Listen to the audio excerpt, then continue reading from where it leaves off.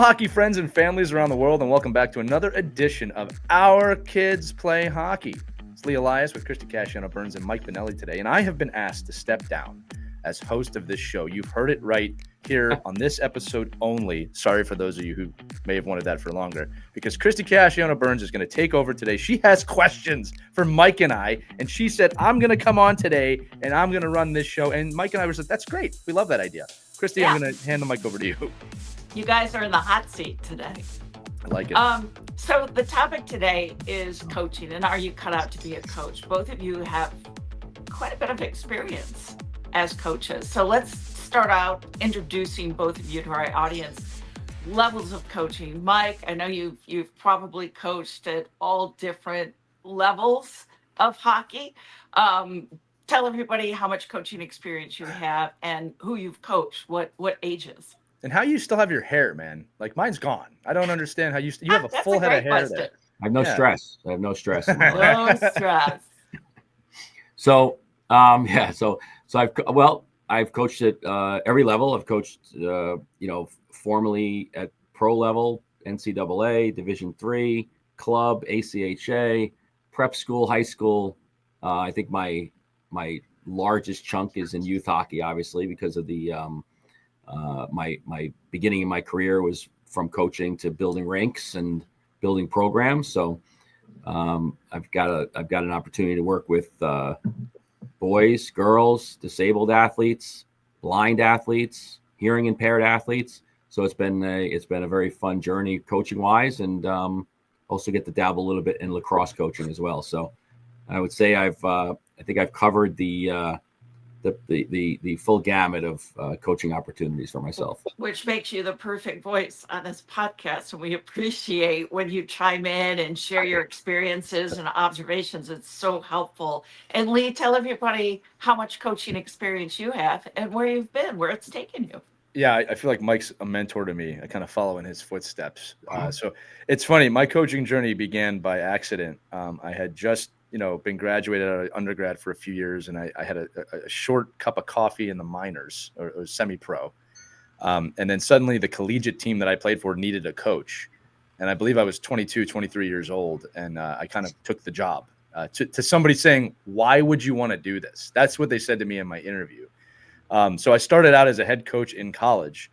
And from there, like Mike, I've been all over the place. I've coached pro in Europe. International hockey recently, spent a lot of time in youth hockey and college as well. So it's all over the place. Mike reminded me too, it's important. We've coached other sports too. I've worked with basketball teams and football teams and across the board, different things. But really, there's no age group that I haven't coached now at this point. But really, that experience, Christy, of across the board has only made the coaching better, right, from the knowledge standpoint. Another reason why it's great to have both of you on this podcast because of your levels of experience. But I'm just curious. So when coaching comes calling, how do you know you're cut out for it? Let's say there are men and women listening right now, kind of on the fence about coaching. What does it take today to be a coach? How do you know you're right for the job? Lee, we'll start with you. Yeah, I'm thinking about that question as you ask it. It's actually quite hard to describe, Christy. It's part of the obsession of the sport, right? Just your love for the game, but a desire to teach and share what you've learned along the way. I mean, I think that's how it starts, right? Is that you want to share what you know. Now, we've talked about this a lot on the show. The early years of that can look very different than the later years. I think in the early years, I had a little bit more of I need to tell you what I know. That was kind of the attitude. And over time, that's evolved into I'm so fortunate to be able to share the knowledge with these people. A little bit of ego and non-ego there. But the desire to teach and then also to lead, as a group, obviously, but to get people together to believe in something communally is really a special thing. And it takes a special type of person. It might, Mike, and I say this to Mike too, it might be even easier to know if you don't want to do it, right? I think the people who don't want to do it are like, yeah, I don't ever want to be behind a bench. That's fair. But there's a calling, right, Mike? I mean, there's this feeling of like, I have to share this. And I want to lead teams to a place where they can grow and learn and obviously win. Like winning is part of it. It's addictive. Mm-hmm. Yeah, I mean it's an interesting question because I'm not even sure if I'm still able to do it. Like it's it's because you go into every opportunity hopefully with a different mindset and a different structure and a different outcome that you expect, or you go into it with a different expectation. I think having coached it, I look at a guy like Schaefer, right, at Cornell right now. And here's a guy who's coached at one level for one team for 35 years, and how hard that is, but also how great that must be.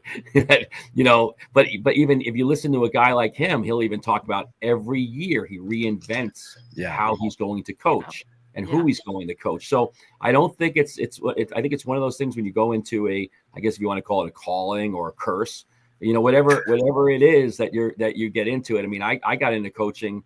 It was really more out of a necessity to work. And I felt I enjoyed being a skills coach.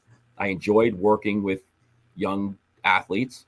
I enjoyed I guess, it's kind of like being an official, right? You probably asked an official the same way. Like, how do you deal with the negativity and and all the questioning and if you're making, like, it's like one of those things, right? If everybody's happy, you're probably not a great coach. and you're probably not doing the best job.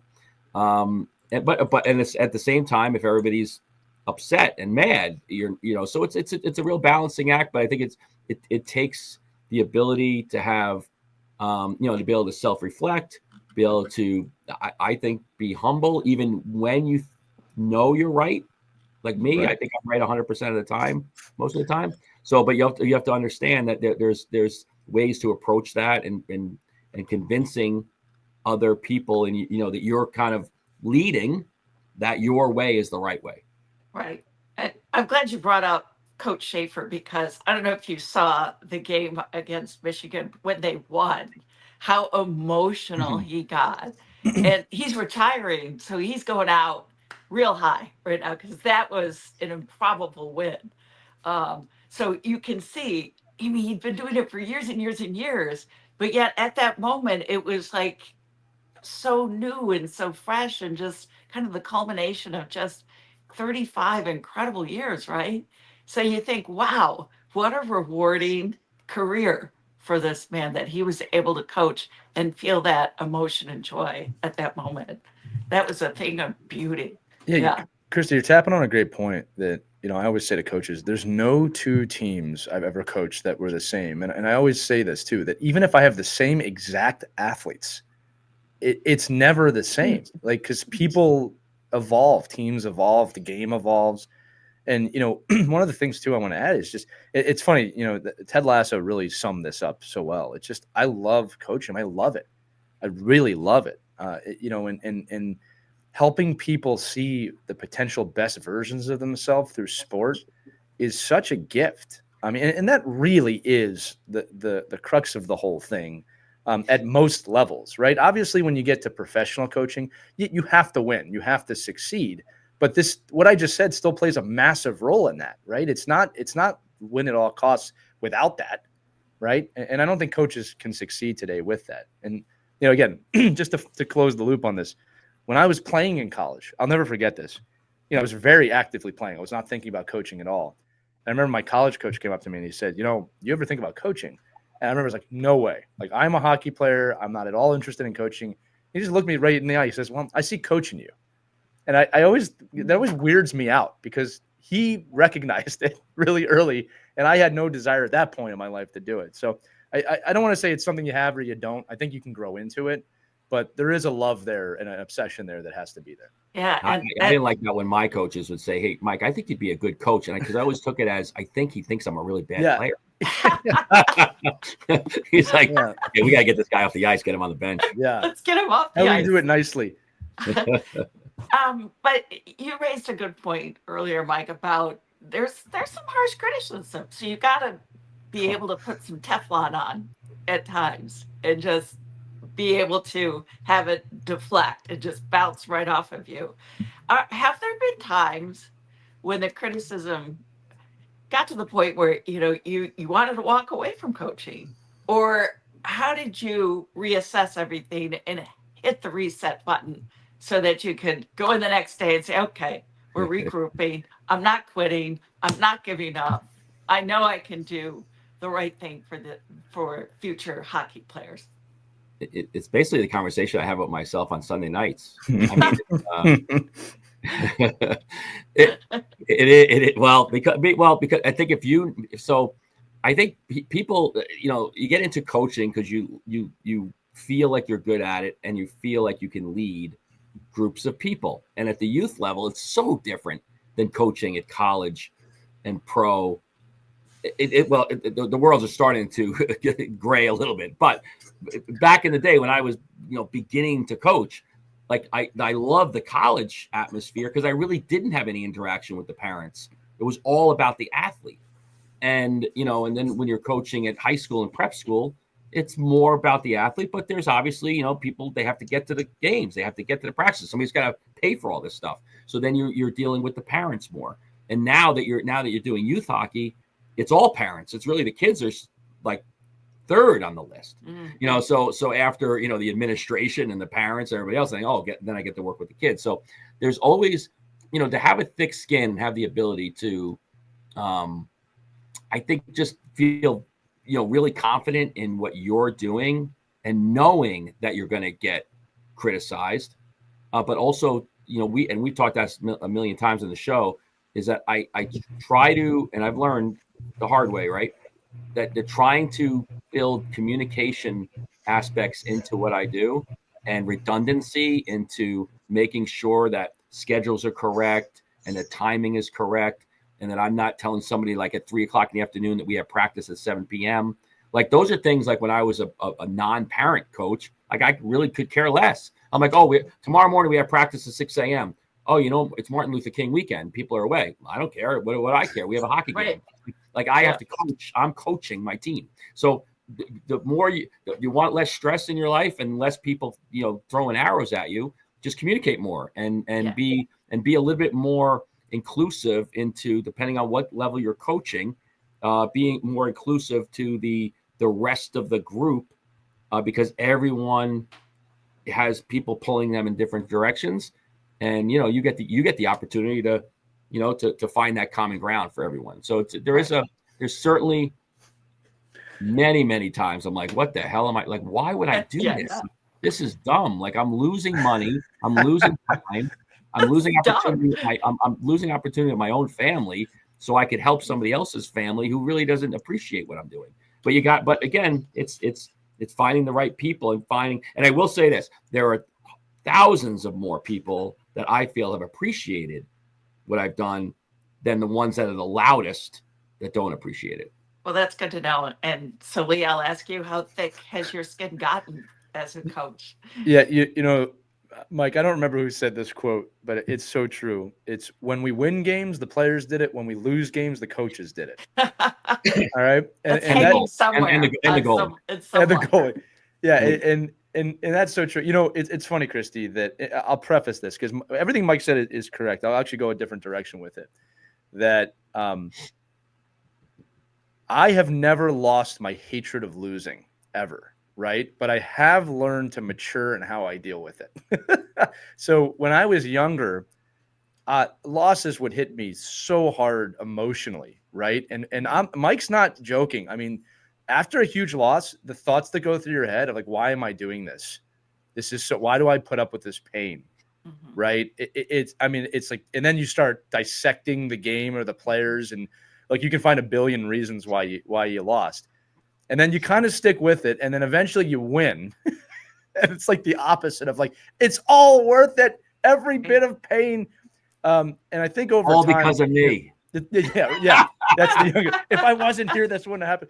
No, but over my 20 plus years, I think I've learned to balance those emotions and understand that, like Mike says, like and again, look, you could lose an 8U tournament or a pro championship. And there is a difference in terms of how much it sucks, but they both suck. It still hurts either way. Right. And I think that I've just learned how to understand okay, after a loss, I'm going to feel a certain way. And you got to get yourself past that.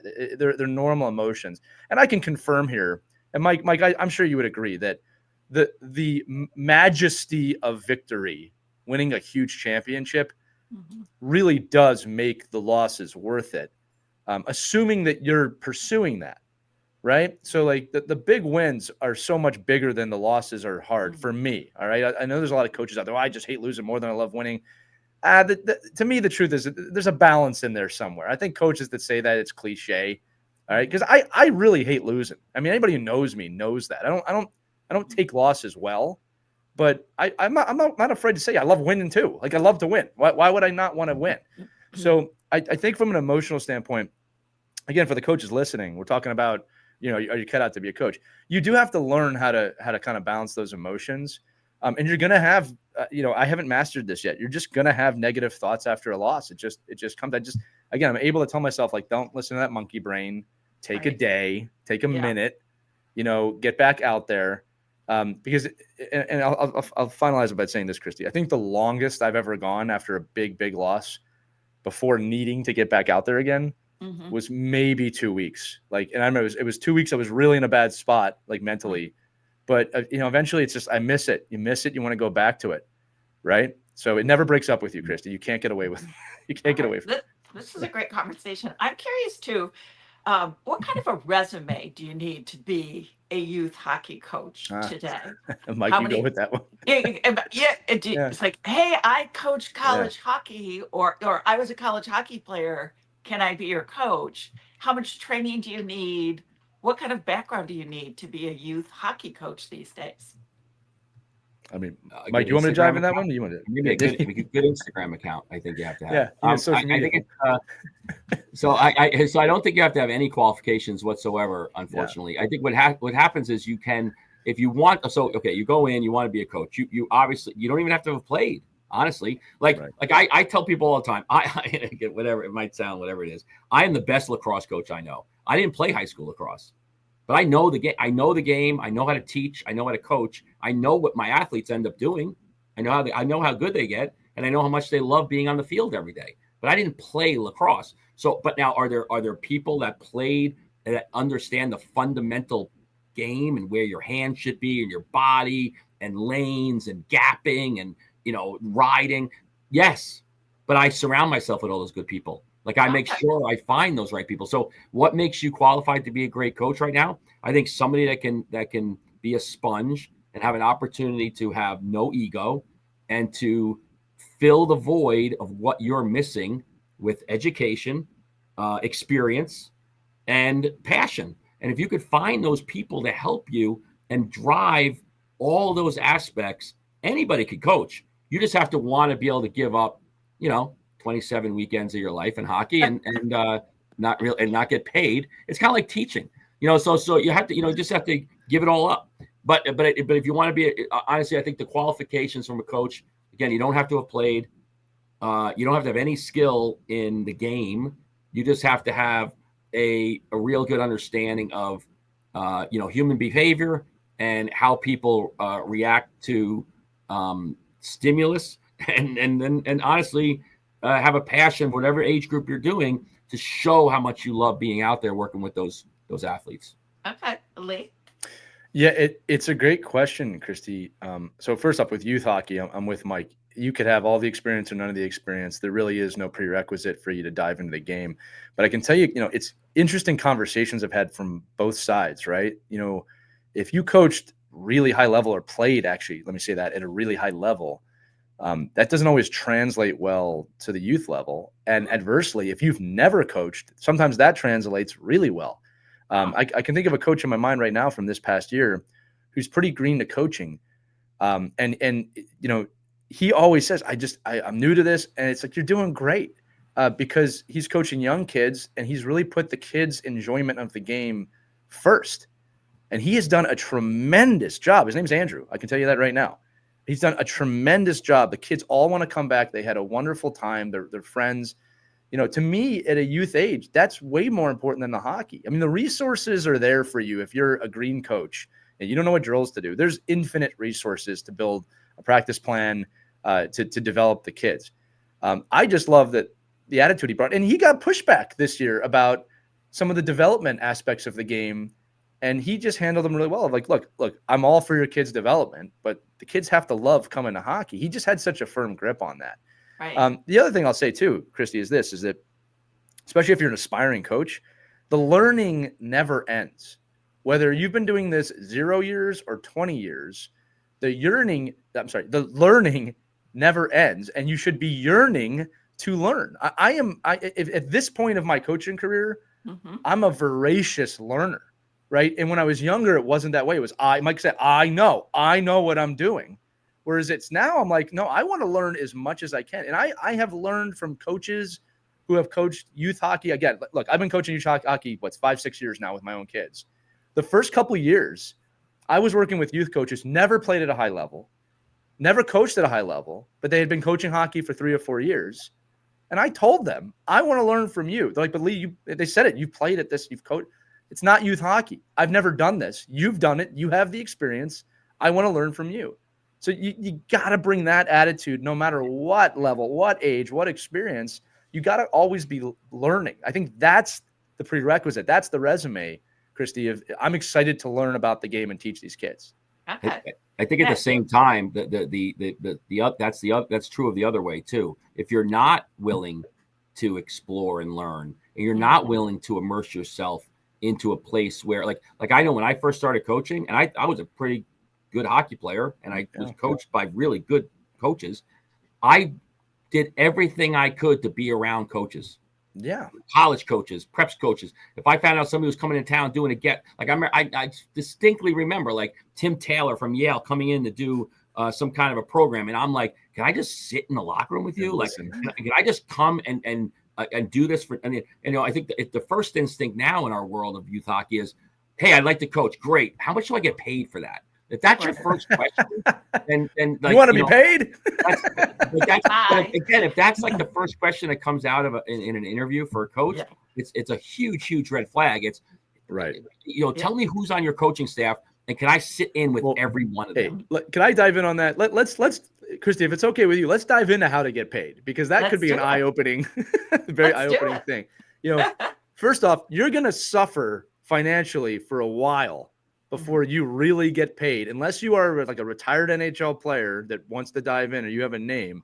You're going to suffer financially in this game for a minute, and you're going to have to probably volunteer to do it before you get any real money. And I'm not talking about $100 a week, County, Connecticut, but other than that, yeah. Well, my point is this: like, you're not going to make real money, like salary money, in this game for a while. And the thing is, and this ties the whole conversation together, Christy and Mike, is that you better have a real love for this and would be willing to do it for free, because almost all the great coaches I know have or would be willing to do it for free because they love it so much. All right. Then, once you do build up that resume, it's a buyer beware situation. If you're getting paid, you can also be fired, and you better be ready for that, because if you don't perform or you lose the locker room, I mean, we talk about youth coaching. Pro coaching is a battlefield in a lot of ways, right? And we see it every year in the NHL. All right. Now, I will say this too. I'm not trying to scare you. If you love it, pursue it. But it's not an easy road, right? Like I every single day, multiple times a day, give thanks that I make money doing what I love to do. All right. I never take that for granted. I don't take the show for granted. Right. I have nothing but gratitude that I get to wake up every day and do what I love. But, we always talk about people, oh, you're so lucky. The work that went into getting here, which I'm not bitching about, but there was a tremendous amount of work that went into this on the back end, a lot of pain, a lot of wins, a lot of stuff happened before I was able to get a dime or a pound when I was coaching England, for that point. All right. Yeah. So it's a road. And Mike, am I wrong in saying you better be obsessed in that, well, I was going to say healthy way. There's no healthy obsession, but you better be obsessed and willing to do it for nothing if you want to get to that level. Because I don't think there's any pathway there other than what I said about, being a retired NHL player. It's going to pay off. Yeah, I mean, you think about the assistant coaches in college hockey and the years and years and years of working summer camps, working summer jobs, finding ways to live, maybe you're fortunate to have come from a family that wants to support you for as long as they can. Maybe you're, in a situation where you can, like the everybody sees the coach that's coaching at the highest level and making the big money. But for most of us, it's all these coaches that go through years and years of honing their craft and working the room and being on the road and, being in locker rooms that maybe you don't even like the head coach, but you're just there learning, working, building your resume, and then, finding a way to, get your opportunity. Some people never get the opportunity. Some people, right. and at the same time, some people love being behind the scenes and being an assistant coach and being just the girl or the guy who gets to teach rather than do all the administration. I mean, it's funny. Like, so, if you're thinking about coaching, it's a funny thing how when you start being a head coach, you get to coach less, like, it's so true. Like, you become an administrator, manager. So there's always so much more. Like I tell you, last year I got an opportunity to coach with a really great coach. And I got to be an assistant coach and I got to coach. Like I got to really be the person that didn't, that could be I could be in the hallway. Like, yeah, I know. Terrible play by the coach. I couldn't believe it. Awesome. But I mean, but just I could be in a place where I could be an advocate for the kids. For the kids, and I could be a really good sounding board for the coach. And I didn't have to, I wasn't bogged down with all the other stuff that goes on with being a head coach at whatever level you're at. I mean, it's about like, and Lee brings up other coaches all the time about where they're at in their careers. But after a game, you can't just go have a beer. Like you got to go to a press conference. Yeah, it's work. You got to work with this. You got to go deal with agents. You got to deal with disgruntled parents. You got to deal with and keep your cool. And you got to keep your cool while you're doing it. I can't tell you how many times in my life as a hockey director or head coach that I've come at the end of all the social events that we've had after tournaments and games. I was putting out every fire there was. Yeah. And everybody else was just hanging out, having wings and beer. And like, hey, where you been? I go, I'm cleaning up your mess for 3 hours. Like, so again, it's all, or my own mess. So it's just like, again, it's I love, I mean, it's all active. And Lee mentioned it the other day, like sometimes it takes a week or two to get over bad seasons and losses and disappointments. But but if you sign back in to go again, either it's, you're insane. Right, because you keep trying to do the same thing over and over again and getting the same results. But at the same time, it's so rewarding when you do break through, and it's not just about wins. And I know it's cliche because I would joke like people that say that aren't don't win, so they have to find other ways to make a win. But I really like when I see players succeed and when I see situations that we're in and we come out on top, not with a championship, but with improved play, with great behavior, with great sportsmanship, with great mentorship, like all those kind of things. I chalk those up as victories. It's all about how you define winning, Mike. And again, on the surface level, if you're just a fan, winning is winning the games or winning the championship. But as a coach, I just refuse. That cannot be my only definition of winning. I think, Mike, if it is, you're going to lose most of your career. Like, so if the definition is a championship, then you're going to lose every year. Right. Like, so you're bringing up a great point. Ways to make all those things work. As a coach, I have to have a lot of different wins that when you add them all together, Mike, to your point, that creates that big championship win eventually.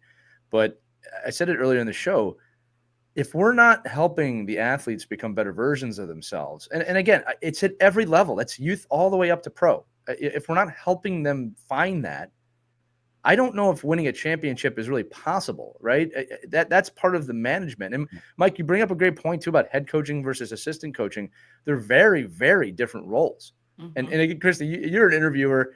I mean, we just talked about it. After a tough loss, you get like 10 minutes and then someone's in your face with a microphone going, hey, why'd you lose the game? And you have to not throw your players under the bus. You can't say what you're actually thinking unless you're John Tortorella, right? And it's like, it's tough. I mean, you really have to collect yourself, and there's not really a moment to come down. And like you said, but I just want a beer sometimes, right? You know what I mean? It's like, and you can't do that. Yeah, and there are many times you see those hot-headed coaches behind a microphone, and Yeah. Sometimes I they won't don't come out hold back, right? if I don't They're think I in the can heat of the control moment, myself. and you got me now, and I'm just gonna let loose. So, Yeah, I really do try and gauge, like, if I really feel like if I'm, like, bursting at the seams yeah, with anger, I yeah, typically won't walk out. I'll like, I gotta get myself collected. good call. All Yeah, right. That especially with kids, not that we do interviews with kids, but I won't even go in the locker room if I'm mad. Just I right. have to get they don't deserve that, Well, the right? press, Yeah. and we've talked about this on multiple podcasts, right? The press is the parents. Like, Yeah. so if you're going to walk Why didn't you into a put my kid school, out there? Why didn't you you put him might go. out? I mean, they actually, now that I think about it, like every lobby and rink should have a podium.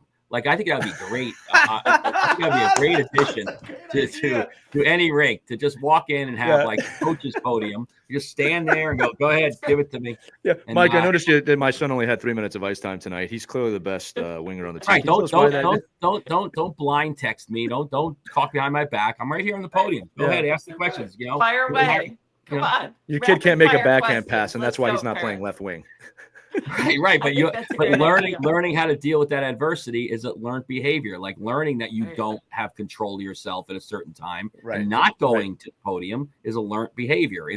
That's true. It's not flying off the handle and saying, well, we would have won if the defenseman would have made a stupid, wouldn't have made that dumb play coming out of the zone. You can't do that with 8-year-olds. So I think it's like, I mean, you could. You can't. But it's really just the perspective of where, meet the moment of where you're at, who are you coaching, what level you're coaching. Right. 8U coaches that are some of the greatest coaches I've ever been around never win a championship because they're never in championships. They're just coaching. They're just teaching. They're just great. Like, they're people that say, I love where I'm at. I'm station 6 guy, and I will be this person for the next 15 years. And I love it. We need more of those. Yeah. And Mike, I definitely think you're on to something. We need a kiss and cry corner at every rink with we might have to make podium that and video. a microphone so that we can just let it out. Let's go. Round 1, round 2. You get them. Both of you mentioned levels of coaching, and this could be brand new for a lot of parents who are new to the game of hockey. There are different levels of coaching. A friend of mine just finished level 4. So there are actual training courses you can take with USA Hockey.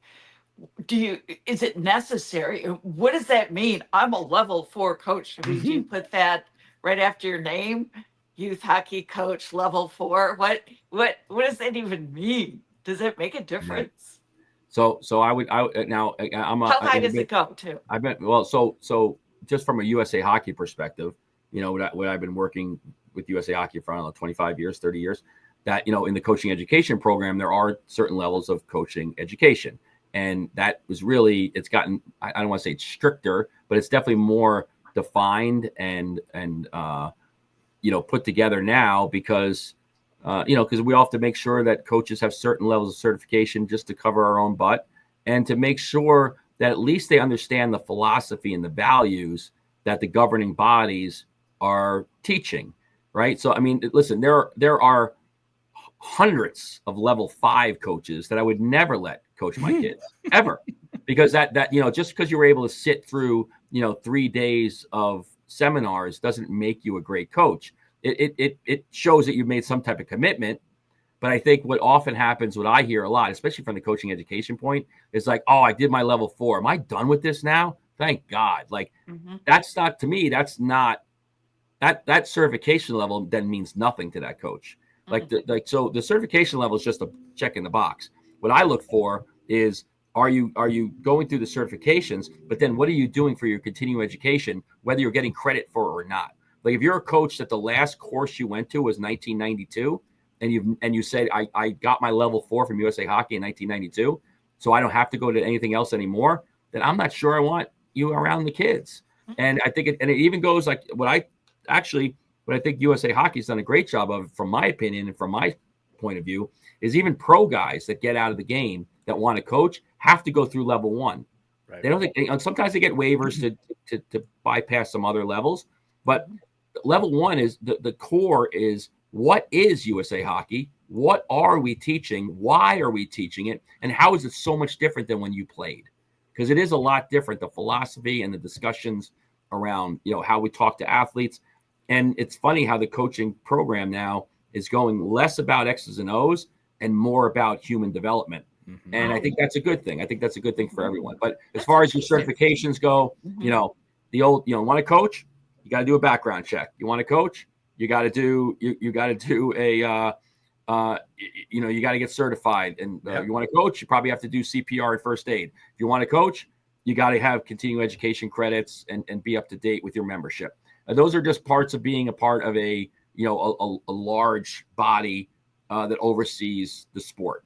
I don't think any of those things are bad things, but I do think it's a bad thing is that if that's the only education you're doing, to me, I don't know. That's probably not like a coach that should be getting paid to coach. Okay. What level are you? I'm a level 5. Come on. No, Level 5. well, back in the day, they used to call it master level coach. So I'm a master level coach. You've got a master's degree. But again, I really cringe at the level. I am actually pretty proud of how I got it and why I got it. But I'm more proud of all the coaching stuff I do out after my level 5, all the coaches site conferences I go to, all the Roger Nielsen's coaches conferences I go to, all the NHL Coaches Association conferences I go to. Like those are the kind of things that for me are much more valuable than, you know, the 2-day course that I took. It's more about, are you a coach that's continuing to educate yourself on the modern aspects of the game and leaning on the history of the game, you know, from what you've done as a teacher. Right. And we're so grateful that you have all that education and you're level 5. Lee, what you've been through the different levels. How far did you get and what did you get out of it? Yeah, look, I'm actually currently level 3. I'm actually the living embodiment of what Mike talked about, is that I went on USA Hockey in the back end, and it's only because I got into youth coaching. So it's funny to say this. I won my first pro championship with no certification. Right? I was not certified at all, and follow me here, like you didn't need it at that point. It wasn't a prerequisite to coach at that level, right? Right. So I had done probably 15 years of coaching before I really needed, quote unquote, USA Hockey training. Now here's what I say, and I actually wrote this down and underlined it. And I think this is the big truth with USA Hockey and the coaching courses. You will get out of those courses what you put in. Okay. So if you go into that course, even level 1, and I tried not to do this, thinking, oh, this is going to be so basic and stupid. I mean, well, you're going to have a miserable time. I went into level 1 with, I'm going to see what this is about, right? And there was, yes, while there was a lot of it I understood, there was also a few little golden nuggets there, but I never thought about that, you know. And they do these breakout sessions where you have to discuss with other coaches. If you have a great group that's talking, you're going to learn something, right? You get out of it what you put in. Now, the other thing, which is funny, I think if it was either level 2 or level 3, whenever I did that certification, I'm about to do level 4, right? The funny part, I'll tell both of this, was I'm in one of the breakout rooms and one of them's looking at me. He goes, "You're the guy from that podcast." Oh, I swear to God it happened. And I'm like, yeah, it's me. And then we went back in the main room and the guy running it goes, "Oh, yeah, Lee's here from Our Kids Play Hockey." I had no idea he was going to call me out. But what was cool and what I appreciated about that was I had no problem with them showcasing, like, here's a guy that has coached a long time, runs a very popular podcast, and he's here. And I was very complimentary back to them too. I will say too that and Mike, you know this, the leaders in the people running the course make a difference. They try and be as energetic as they can. USA Hockey always seems to bring in some experts, you know, in terms of someone who's been doing it a long time. But you get out of it what you put in. If you approach it with a negative attitude, you're going to get that. And Mike, to your point too, I like how they've expanded it with these coaches courses. I've taken, and it's not a prerequisite actually before level 4. But I've taken some of those additional courses on goaltending just because I was interested. Again, kind of going back to the I love learning. But I'll just finalize by saying this. You do need it to coach youth hockey, 100%. I understand why they do it. It makes a lot of sense. But it is also not needed per se to be a great coach. You can do that on your own as well. But this is a certification you have to get to qualify. Okay. Right. And I would say, too, if you are one of those great coaches, if you're somebody that played at a high level, had great coaches, you coach pro hockey before you started coaching youth hockey. Like you don't need a level 1 to coach the NHL. Right. So if you coached at a high level, you played at a high level, that's what's so much more important for you to be in these, because you get to be in the breakout room with the dads and moms that have never coached before. they're in the same boat, but they can learn so much more from you. So I even running these courses for whatever, 15, 20 years, like in my district, one of the things I loved the most was having these established players that have played at the highest level and been around the greatest Olympic coaches and Division I coaches and pro coaches and Hall of Famers, and they're in the same room, and they get to add their insight. And then me as a, I'm some plumber that's coaching my kid for the first time. I get to go and say, well, that guy played in the NHL, and, Right. and I can learn from him. Just like hopefully I'm calling that guy up when I, spring a leak in the bathroom. Like, Right. I'm not trying to fix it myself. So I think it's the same. It's just the ability to say none of this works, right? None of youth hockey works without volunteer coaches. None of it. And none of it works without really energized people to come in. But the certification allows us to get more people in the door. I guess, a lot of people would say it hinders because we put so much. I mean, you're looking at, 8 hours of this and 5 hours of that. And you got to do this module and that background check. And yes, but you know what? The world we live in, we've got to do those kind of things. Yeah. But to Lee's point, make sure when you do it, go in with an open mind, learn something, take something out of it, and give something back in it. Yeah, there has never been one of those courses, Christy and Mike, where, and this is true because last year we have to share a lot of drills within the course, and without fail, there is a coach who's been doing it for 2 years or 3 years, and they share a drill I've never seen before, and I love it. And it's just, there can't be an ego in that room. We're all trying to help the kids. That's why we're here. You're not taking a USA coaching course to not coach youth hockey. Right. And learn. And look, I always say too, like some of these other things we have to do, like the FBI checks, which are not hard to do, right? We make it sound like hard, but it's like when people complain about gas prices going up 10 cents. I'm not saying there's people not down on their luck financially, but if you're getting 20 gallons of gas and it's 10 cents extra, I don't think we do a good job of keeping perspective how much extra money that is. And again, I'm not downplaying. That could be a lot of money for some families, but you'll also go out and buy a $7 cup of coffee right after getting that gas. Yeah. So it's like, you got to just keep things in perspective. Some of these try things driving a Silverado around the hockey game. I don't have it. I have a Kia for a reason. We're about 10 cents. Yeah. Mike, I want to circle back to something that you said, and this is really an important part of coaching today. As you said, less about the X's and O's and more about the human development. How challenging is it now to coach knowing that you also have to balance the challenges of kids who, might be struggling right now, and the dynamics of teaching, trying to raise not just good hockey players but also good people too. So let's talk about that, the whole opportunity to lead these young minds in a good direction. Here's your chance to do that, and sometimes you might be the best role model for that kid in their life. Yeah, or the only. It's it is. So it is. So my evolution of this has been really challenging, right? Because I think when I look back as an 18 and 19, 20-year-old coach, I'd be horrified at the things that I did. Like that I look back now and I see other kids, other players doing it. I'm like, or other coaches doing it now. I'm like, so today we have, I don't know, like today we have much more education. Today we have the players are much more educated. They have much more exposure to other things that are going on out there. I think they have a lot more stresses. I think they have a lot more FOMO. I think the parents have a lot more, we've talked about this a number of times on the show where, when I grew up, I only had like maybe 2 programs I could go to, maybe. And really, I never thought about going to another one because you just didn't happen. You got cut from one team and just went down to the lower team. Like you didn't go, oh, I didn't make that team, so now I'm going to go an hour away and make that team. Like, so it didn't, and that's changed. But I think I think the successful coaches, even back then, even though I did things I wasn't proud of or happy that I did and felt like I had to do, I still think I was able to reach players at a personal level where the X's and O's really were irrelevant.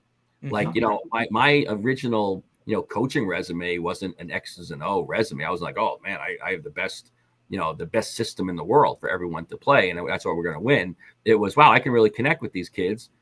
because I was around their same. Like when I coached college hockey, I think I was 20. I think I was 28 years old. My first college hockey head coaching job, and I had players on my team that were 24. Yeah. Like so I think about like I had to go to different bars, like different towns, to go out and have dinner because the guys would be, so it would be a different aspect. But I want to and I didn't have the chops to say, well, I'm a college coach, but I thought you have to connect with them on a personal level and really get to know them. I think I did a fairly good job of that. I think I missed a mark on certainly a number of kids, but I think it's all a matter of you learn and you embrace the opportunities you have to say, oh boy, I probably would have done that a little differently, and then hopefully the next group you have, you learn and you grow and you changed maybe the way that you approach each team and each player. But it is, I just think it's more challenging now than it's ever been, only because the vehicles to make it challenging they're more. Like if you let's use, for instance, we'll bring this up as far as getting into coaching. Like there's a thing called Safe Sport, right? So Safe Sport is supposed to help us all manage and work with our students and protect our coaches, right? It's supposed to be so coaches aren't in locker rooms alone with players and inappropriate behavior with athletes and supporting them. But it's a double-edged sword, right? Because now parents can have a Safe Sport violation anonymously without any incident and just bring it up, and the coach is suspended, and there's no recourse for that. Like there's no appeal. It's just this is a fact, right? This just happens. It's like, well, of course they're probably right. I'm like, no, why don't we ask them why this happened? It's because my kid got cut from that team. So when I would cut a kid, back in the early 90s, they just got cut. Now they get cut, and now they look to lash out and find ways to hurt you as a coach and you as an organization. Brutal. They're enabled they're enabled to have that ability to do that. So brutal. It's just like the portal right now. If you don't know that college has a portal where if a player could not be happy and they want to make more money, or they're just not happy because they don't like the situation, another coach in your conference can take them. Like right now, college hockey is still being played right now, and there are kids on teams that are playing that are in the portal. Oh yeah, it's crazy. You're right. The first day that the portal opened, there were 700 athletes on the first day in the portal. 700, and I think last year there were 2,000. It's probably going to double this year. Yeah, right. And you think about the challenges back in the day, like good or bad. Like when I coach, it was like my way or the highway. Now it's like, whoa, please stay, and can I help you, and what can I do for you? A lot of coaches quit because of this now. Right. Well, or they just thrown their hands up. I mean, I just heard an interview. Like Nick Saban. Nick Saban said it. That's why I'm leaving. Yeah, but I think even Rick Pitino said we don't even coach high school kids anymore. We just go into the court and take the juniors that we need. Like so, it's like I'm going to go get a polished kid. And youth hockey, we're doing that now. Like right now, we're not going and developing the kids. We're just going and getting the polished kid. So but as far as so it has changed, and your relationship, I think, is hurt by that because you don't get to build those lasting long-term relationships with players and kids because you're always like I have a rule, like I don't become like Facebook friends with the parents of the kids on my team because I know in 6 months they're all going to hate me. Like they're like it's gonna be like, yeah, we're a Facebook family, we love each other, and then but you got cut, like I hate you, you're an idiot. Yeah. I don't have that problem, Mike. I know, but you're a good coach. I think, but when you're not a great coach, you get all this. And it's just, it puts you in a bad situation because why just avoid it, and so, but there is no time anymore where you can get hidden by that. Like you're there. Like it's like everyone knows like this is the situation we're in. So it is much different than but good and bad, right? If you're a terrible person and a terrible coach, you're going to get exposed too, and you're not going to be able to linger in organization. Like look at Chicago, right, or wherever. You can't linger in an organization for years and years and years and years without anybody calling you out. Like it's so much harder to hide the bad people because now we do have exposure to them. Right.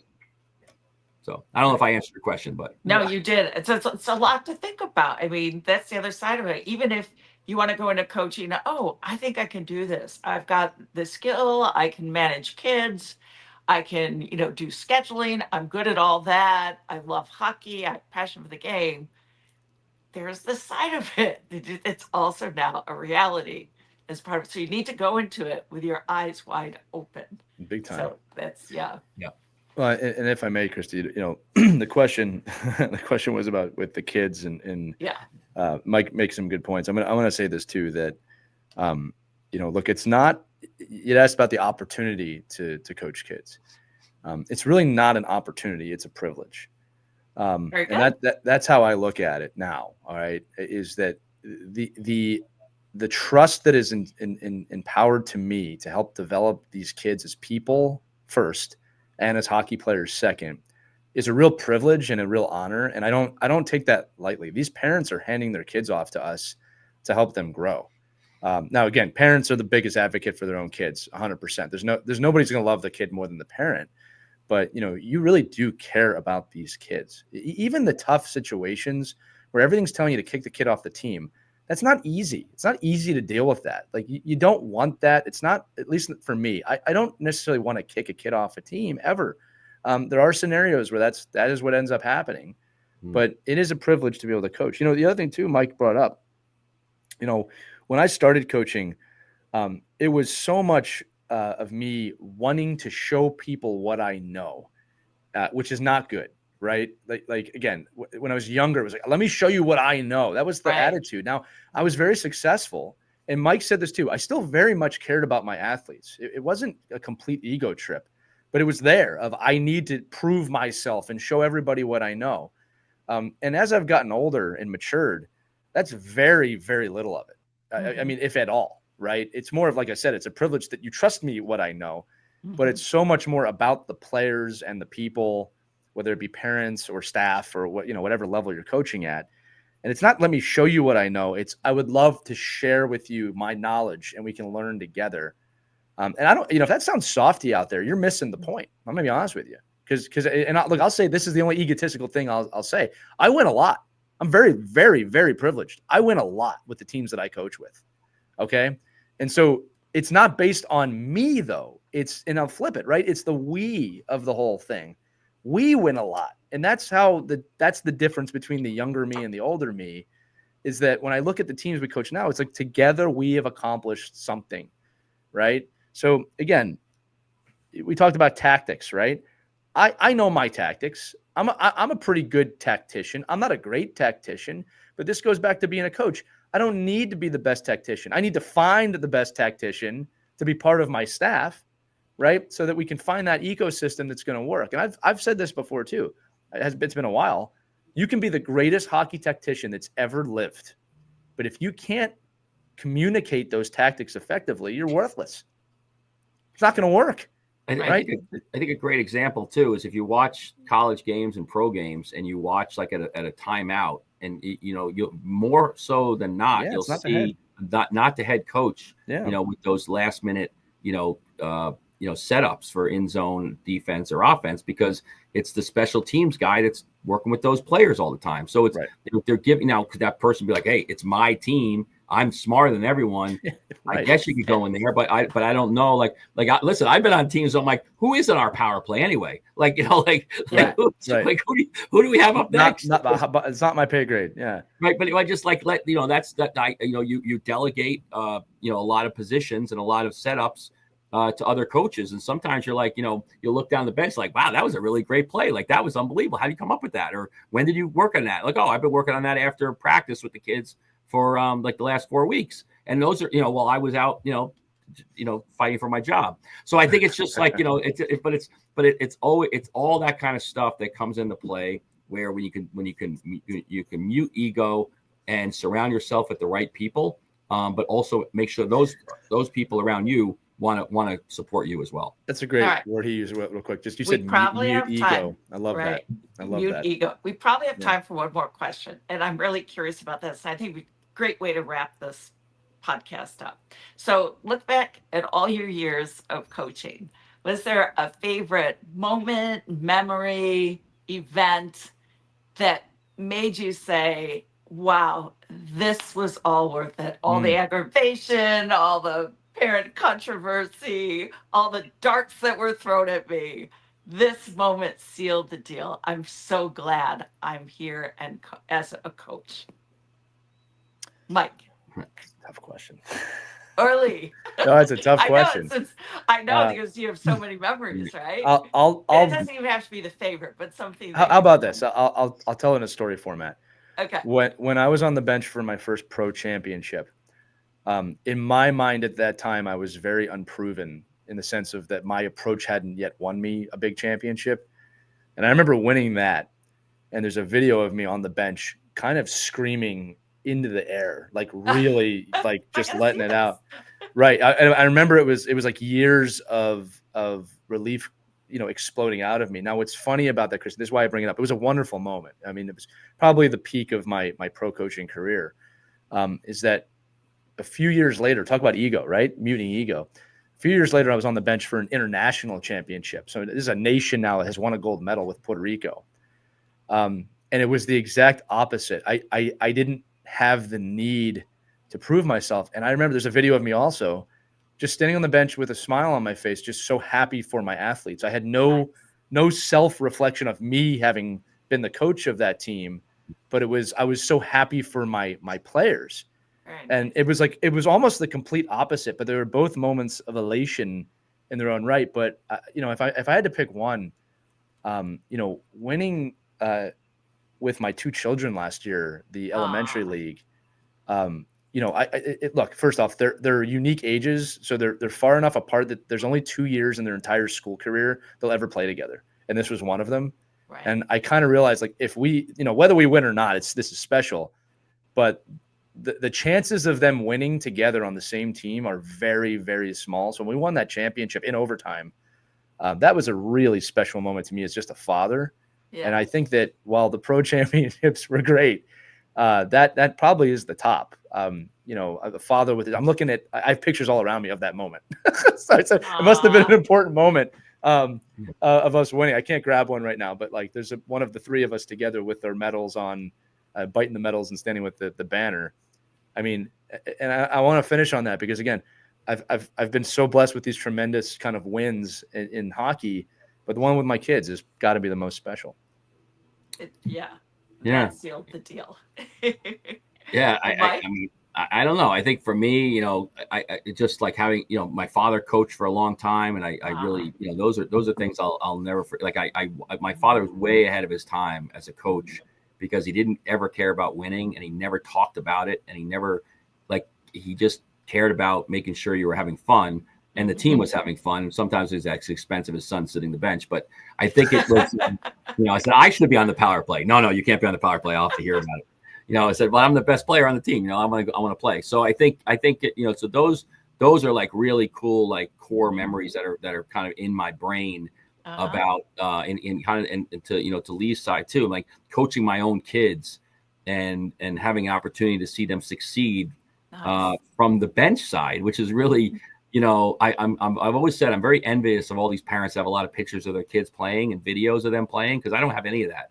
Like, as I'm on the bench, I'm like, I get like the grainy live barn video of my kids succeeding, where other parents are in the corner with the camera and they're following their own kid around, and so to me, I think that when I watch, and again, I've won a lot, like high school championships and prep games, and like this, and even winning, like for me, like not winning championships in college, but winning meaningful games that you knew were accomplished because you led up to it with a certain, like you knew the personnel you had, so you achieved from what you had, like as a coach, like I know I'm not going to achieve this, but when I can achieve these other things that now they can take on for the rest of their lives, and put feather in their cap and come back, and it's like some of the most best memories I have are being in alumni games, watching players come back to them, like to embracing their experience that in a lot, I would take a lot of credit, and I created that environment. Like, so I think, so those I love, not to single out any individual game, but I think it's just all those memories, and fortunately or unfortunately, like they all seem to meld together for me. Like I get, like I'm the guy, like right now, like you see on Instagram, like 20 years ago, I keep thinking 20 years ago was 1975, right? Yeah. You know what I mean? So it's like what? When 2005, Mike. Like when did all this happen? Like when the hell did all this happen? Like when did the time go? And I think in coaching, like players in and out, like I meet players all the time, like, oh, coach, remember me? I'm like, I don't even, like, when did I coach you? Like when, you know, like I don't. It was the late 1900s, Mike. I see the player and I can't. I'm like, you were a little tiny baby, like you were a kid, like a little Winwell hockey helmet at the time. So I think it's like, you know, to me, like those are all cool things and really great experiences. But I think anybody wants to get into coaching, you know, those are the kind of things you remember at the end of coaching. Yeah, that's a great point. Yeah, well, I want to thank you both for your honesty, your openness, sharing the ups and the downs, and personal stories. I think you're going to help a lot of listeners right now decide whether or not they are cut out for coaching, and maybe we've got some new coaches to recruit thanks to this podcast. Yeah, well, Christy, I'll tell you, you keep doing shows like this, people are going to start listening to this podcast. I'll tell you, this is Our Kids Play Hockey podcast. No, Christy, let me, on behalf of Mike too, let me thank you. Those were great questions, and you know, for those of you listening, Christy really had the idea for this episode, and we thought it was a great episode because, you know, we realized we don't talk about this aspects of Mike and I enough. You know, we're always trying to share and interview, but this has been great. So, I guess I'll go back to being the host now. That's going to do it for this edition of Our Kids Play Hockey.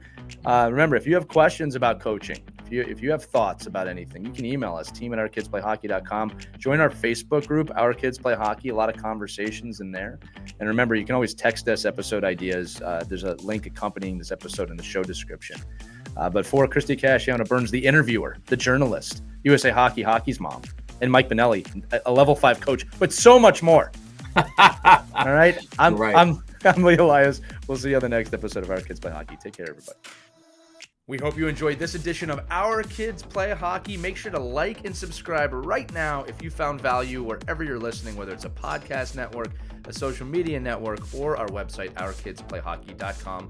Also, make sure to check out our children's book, When Hockey Stops, at whenhockeystops.com. It's a book that helps children deal with adversity in the game and in life. We're very proud of it. But thanks so much for listening to this edition of Our Kids Play Hockey, and we'll see you on the next episode.